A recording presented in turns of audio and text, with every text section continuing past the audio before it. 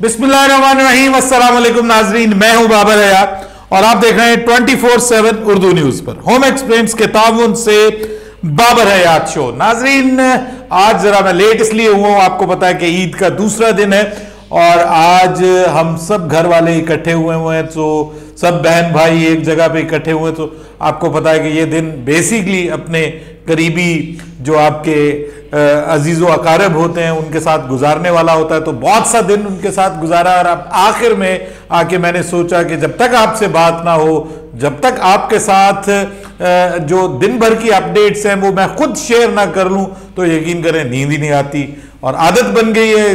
पता नहीं आपको मेरी आदत है या नहीं, मुझे आपकी आदत जरूर बन चुकी है। सो क्रिकेट के हवाले से आज की अहम तरीन अपडेट्स के साथ आपकी खिदमत में एक बार फिर हाजिर हैं और उम्मीद करते हैं कि आपकी ईद बहुत शानदार गुजर रही होगी, अपने लव्ड वंस के साथ, अपने प्यारों के साथ वक्त गुजार रहे होंगे, मनपसंद के खाने खाए जा रहे होंगे, दावतें उड़ाई जा रही होंगी और बरकतें समेटी जा रही होंगी। और यही ईद की खुशी है, यही ईद का रंग है जो हम सब के संग है और हम सबको एक साथ रखता है। खुशी होती है।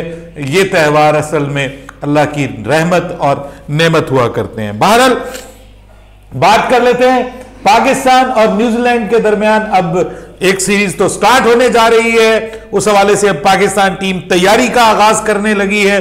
जो सीरीज से पहले तैयारी होनी है उस हवाले से लेटेस्ट अपडेट आ गई है। जो कैंप लगना है उसके हवाले से, इसके साथ साथ पाकिस्तान की टीम न्यूजीलैंड का दौरा करेगी और एक और बड़ी सीरीज पाकिस्तान और न्यूजीलैंड के दरमियान फाइनलाइज होने जा रही हो गई है।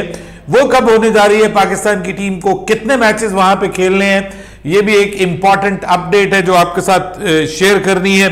इसके अलावा हमने बात करनी है जनाब के एहसानुल्लाह, आखिरकार एहसानुल्लाह की सुनी गई है और पाकिस्तान क्रिकेट बोर्ड ने एहसानुल्लाह के हवाले से बड़ा फैसला किया है। इस हवाले से एक ताजा तरीन अपडेट है जो आपके साथ, वो भी आपके साथ शेयर करूंगा। और फिर हम बात करेंगे भारत में लुटने लुटाने का दौर चल रहा है। एक MS धोनी जो है वो लुट गए हैं और हार्दिक पांड्या लुट गए हैं और इनको लूटा किसने है, यानी फ्रॉड हो रहे हैं क्रिकेटर्स के साथ।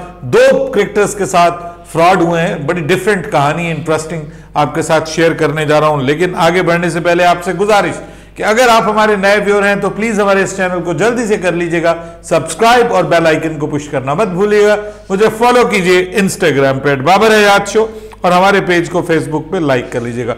तो सबसे पहले तो एहसानुल्लाह के हवाले से आपको पता है कि उनके साथ मैं तो बहुत अरसे से बात करता रहा हूं। आपको पता है कि अपने प्रोग्राम्स में मैं कहता रहा हूं कि एहसानुल्लाह के साथ बहुत ज्यादती की गई है, उसका फ्यूचर दांव पे लगाया गया है। यहां पे लोकल सर्जरी करवा के ये एक पोटेंशियल नौजवान कि जो वाकई हमें अंदाजा हो रहा था कि शायद ये शोएब अख्तर के बाद पाकिस्तान का तेज तरीन बॉलर बनने जा रहा है, हमने उसके साथ खिलवाड़ किया, मिस हैंडल किया उसकी इंजरी को और उसके बाद उसके साथ ये हुआ कि वो कई महीनों से क्रिकेट नहीं खेल पा रहा और उसके साथ नाइंसाफी हुई है। उसका कैरियर ऑलमोस्ट स्टेक पे जो है वो आ गया था।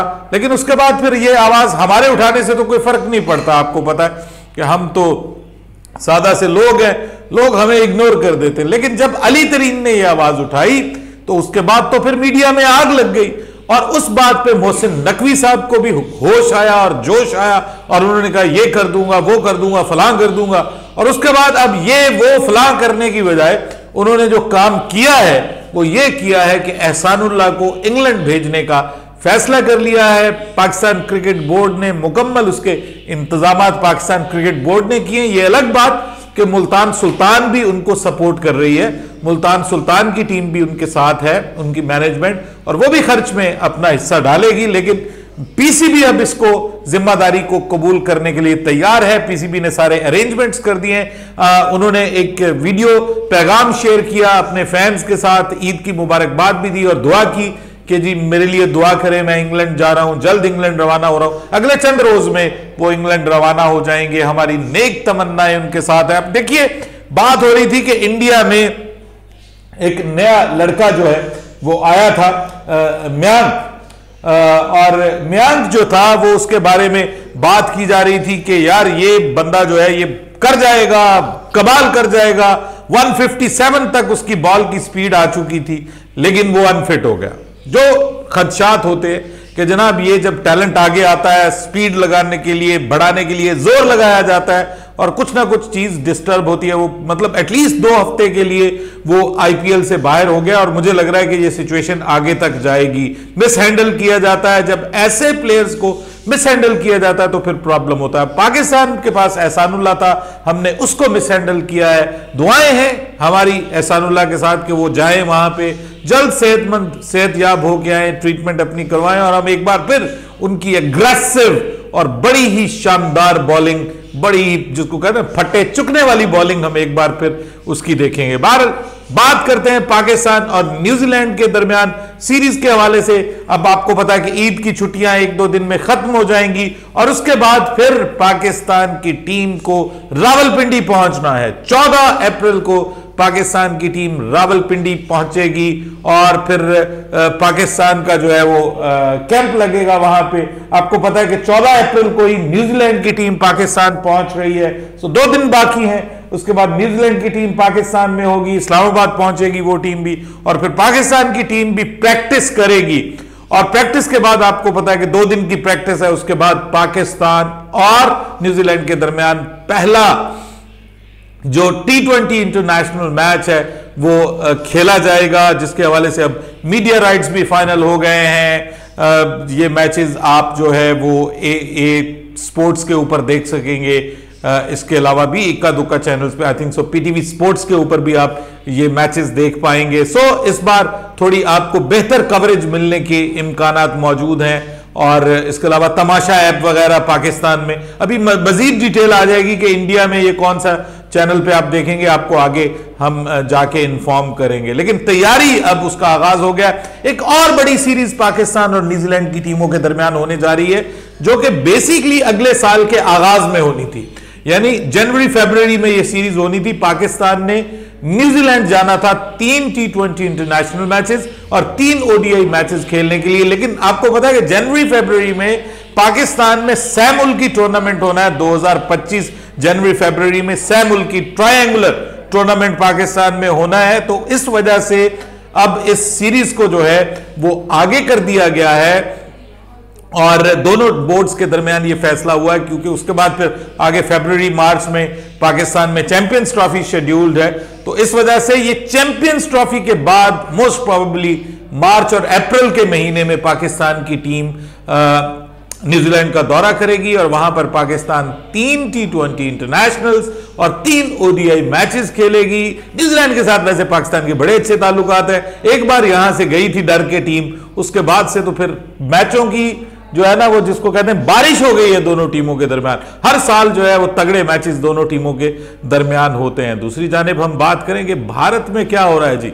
भारत में एक तरफ तो आईपीएल चल रही है, थोड़ी थोड़ी बीच में बोरिंग होती जा रही है, थोड़ी थोड़ी अच्छे मैचेस भी देखने को मिल रहे हैं। लेकिन वहीं पे एमएस धोनी के हवाले से खबर आई कि उनके पार्टनर ने उनको टीका लगा दिया है, और टीका भी थोड़ा बहुत नहीं, 15 करोड़ इंडियन रुपीस का टीका लगाया है। कोई अकेडमीज के लिए पैसे दिए हैं उन्होंने, वो भी उन्होंने दबा लिए हैं। कोई मीडिया की एक ये टीवी के हवाले से एक उनकी कंपनी थी मीडिया के से रिलेटेड, उस कंपनी के अंदर भी उन्होंने टीका लगाया और उनको उनके इस पार्टनर को अब गिरफ्तार कर लिया गया। और गिरफ्तारी एक और भी हुई है, और वो हुई है हार्दिक पांड्या साहब के कहने पे। हार्दिक पांड्या के साथ और कुणाल पांड्या के साथ उनके अपने ही सौतेले भाई वैभव पांड्या जो है उन्होंने 2 नंबरी की है। इन्होंने मिलकर कोई कंपनी बनाई थी, उसमें कुछ 4-4.5 करोड़ का प्रॉफिट हुआ। तो वो 20% का एक था, 40% का एक था, 40% के 2 भाई थे। और ये जो वैभव था ये 20% का था। ये क्योंकि वर्किंग पार्टनर था, बाकी आपको पता दोनों क्रिकेट खेल रहे हैं। तो उसने क्या किया कि वो सारे पैसे जो थे वो इनको बांटने की बजाय एक नई कंपनी बना के उसमें ट्रांसफर कर लिए। तो अब खुद हार्दिक पांड्या एक तरफ उधर लड़ रहे हैं और दूसरी तरफ कानूनी जंग अपने भाई के साथ लड़ रहे हैं। वैसे जो वो वहां पे लड़ रहे हैं उसमें भी उनकी कोई इज्जत अफजाई नहीं हो रही, उनके साथ बुरा सलूक ही हो रहा है और उसको एक सौतन की तरह ले रहे हैं जो रोहित शर्मा के क्रिकेट फैंस हैं वो कह रहे हैं ये रोहित शर्मा की सौतन है, इसको हम बर्दाश्त नहीं करेंगे, गालियां तक उसको दी जा रही हैं। अपनी राय दीजिएगा कमेंट सेक्शन में। बाबर हयात को इजाजत दीजिएगा। अल्लाह हाफिज।